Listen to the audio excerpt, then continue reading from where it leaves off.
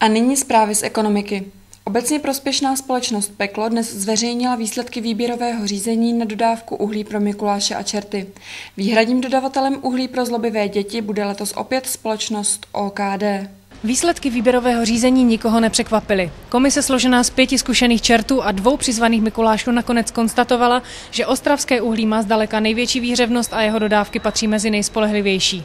Nám se ovšem podařilo zjistit, že ne všichni čerti jsou s rozhodnutím svého managementu spokojeni. Jak nám řekl čert, který si nepřál zveřejnit svoji tvář, má občas s uhlím z Ostravy jisté komplikace. Podívejte se, to uhlí je tak kvalitní, že o něj je větší zájem než o čokolády a bonbóny. Máme dokonce případy, kdy rodiče nutí děti, aby zlobili a dostali pak zadarmo uhlí. Díky našemu zdroji máme k dispozici interní dokumenty, které čertům mimo jiné ukládají, aby kontrolovali vysvědčení dětem s údajně špatným prospěchem. V loňském roce totiž punčochu s uhlím nárokovali rodiče žáka, u něhož se později prokázalo, že měl na vysvědčení samé jedničky. Nevím, ale jestli to takhle půjde dál, tak rozdáme i to uhlí, kterým topíme pod kotlema. A to jsem zvědavý, jak pak budeme svažit říšník. Ano, mohu potvrdit, že s alternativními palivy v našich kotlích opravdu experimentujeme.